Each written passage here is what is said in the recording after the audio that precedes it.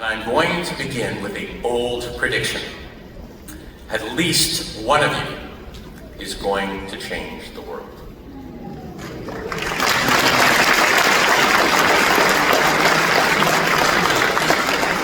And hopefully by the time my remarks are completed, a number of you will begin to see the way where so many of you can do exactly that. But I'm going to begin with a story.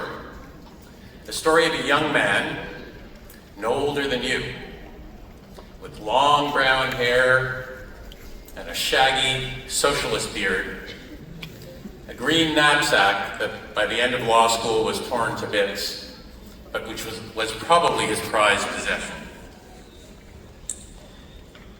The young man began a law career, and through its first 4 years was completely undistinguished, unnoticed. In fact, when he went for his review, his boss turned to him and said, "You seem to have a lot of potential, but something is missing, and I can't tell you what it is." Imagine getting that kind of review. It's almost like, it's a nice way of saying, we're probably going to fire you soon. Well, that young man was me. I went home after receiving that review and had a very long chat with my young wife. And it was she who imparted the wisdom to me that drove the rest of my career. She said, "Norm, you know what's missing?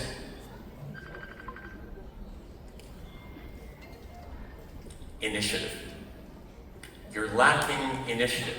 You're waiting for your career to happen to you. You're waiting for the bosses to give you the work. You're waiting for everything to happen. You're not taking charge." Wow. What a revelation. Well, I went to work the next day angry. Angry over the review, mostly angry at myself because she was right. And from that moment forward, I decided that for the rest of my career, I vowed I was never going to let others drive my career. I was going to take charge and take responsibility for every decision. I was going to step forward. I was going to take risks. And the one thing I learned about taking risks was that I was going to fail.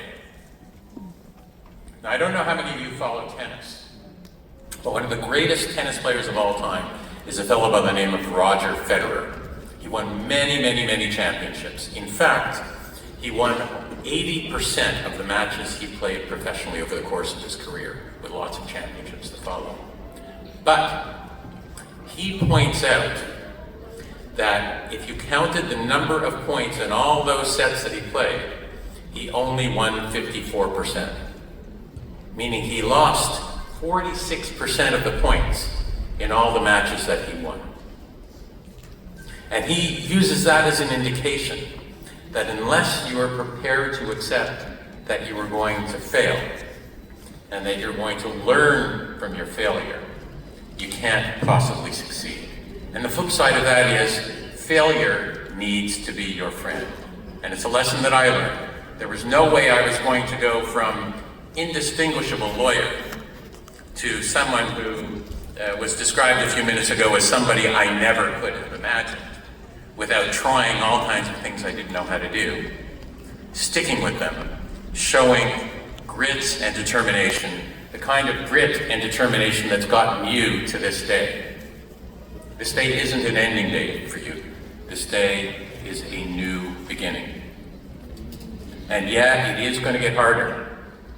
And you do run the risk of falling behind, falling into the path.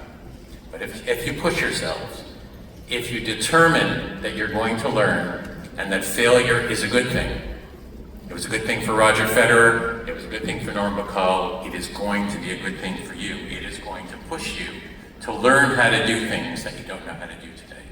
And once you master those things, the sky is the limit in terms of what you're going to achieve.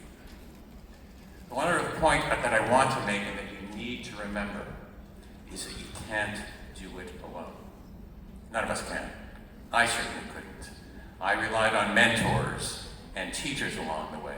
In fact, my first public speaking course was my teacher was my Uncle Irving, who taught my grade 5 and grade 6 elementary school class how to give a speech. I can tell you my first speeches weren't terribly good. In fact, they were pretty lousy. But it started. It began a process for me. It made me unafraid to be able to get up on a stage like this and make a speech to a group as large as the one I'm speaking to today. But Uncle Irving also taught me one more thing. He used to grow orchids. And the thing he taught me about orchids was that in order to get them to bloom, you have to stress them. Unlike other plants, which require light, sunshine and water, and the right kind of plant food, orchids require stress. You feed them less, you give them less water. 3 ice cubes a week is all it takes. And if you stress the orchid enough, it blooms. And then the bloom falls off and you think it's dead.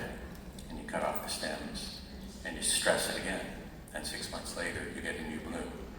Uncle Irving's orchids that he began growing 70 years ago are still sitting in my cousin's houses. What can we learn from the orchid? And that is the notion that some stress is good for you. Too much stress, not good, debilitating. But if you're going to learn, if you're going to move forward, if you're going to succeed, you need some level of stress in your life to keep pushing you. So you heard the intro. You heard about my career successes. You heard about the law firm failure. And I think some of you may be wondering, based on the whiteness of my hair, why should I listen to that old guy? What does he have to impart except old wisdom in an old world, in a world even before internet or at the origins of the internet? And the short answer is, 11 years ago, I had to start over from scratch. All my old skills became almost valueless, except maybe giving a speech. But there I was once again at the beginning, and I decided I wanted to write books. I began with my memoir, and I studied. I studied teachers of writing. I did it because we were in the middle of COVID, I did it online. I read books that I love to read, and I started analyzing them for how to write. And would you know, over the course of time, I've now published 5 books, including 2 fictions. Murder mysteries, as well as the book Take Charge we were talking about before, which is a landmark for each of you to take with you. And I'm offering, if anybody wants to come to me and provide me their email address afterwards, I'll be happy to send you a free online version of the book. But the most important thing I learned, and the message that I want to impart to you today, is there's something far more important than business success in your life. And that's the success in your personal life. And in order to succeed as a person, as a human being, you need to surround yourself with positive people. If there are negative people in your life or in your circle who are pulling you down, shed them. They're not your friends. Surround yourself with positivity, with people who will encourage you, who will not be the people who are whispering, "Do you really think you can do that? You're taking a risk, you know. You might fail." Get rid of those voices. Surround yourself with people who say, "Good for you, go for it, give it a try, give it a shot." Second, get out from behind your computer screens and your iPhones, or whatever phone you're using. Don't let that dominate your life. I know it's hard because I'm addicted to mine. It's hard. Yeah, it's very hard. But connect with people. Give back. Human connection is at the root of our success and of our happiness. You are a generation probably more connected than any generation in the history of the world. Yet you are also a generation more lonely than any generation in the history of the world. Whether it's through religion, whether it's through community groups, it doesn't really matter how. Get out of your houses, sit down with people. And I can tell you as a secret for success in business, this works as well. The people who succeed are the ones who go face to face, who show they care, who look you in the eyes and say, "Are you okay?" I can't tell you how many clients that I earned simply by saying, "What's keeping you up at night?" And sometimes it wasn't their business, sometimes it was a family problem. Sometimes they just needed to talk. Sometimes I just needed to talk. And I can tell you, when I was at my lowest of lows 11 years ago, thank God I had a wife who was willing to pull me out from the bottom where I was. And that's the thing you need to understand. Success, it's not a straight line. It's more like a sine wave. It's got its ups and downs, and the people who succeed are the ones who, when they're starting to feel the trough coming, because we all go through it. We're all going to suffer loss. We're all going to feel challenges that we're not sure we can handle.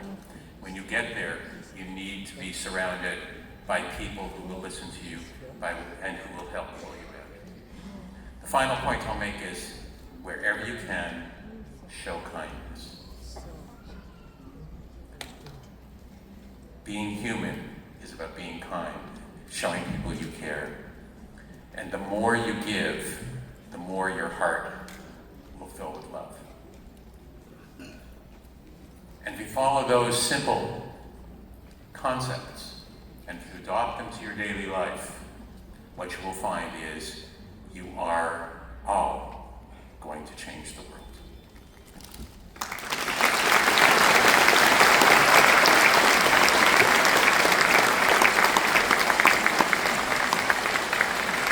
Thank you, Norman. Thank you so much for sharing your inspirational experience. I would now like to invite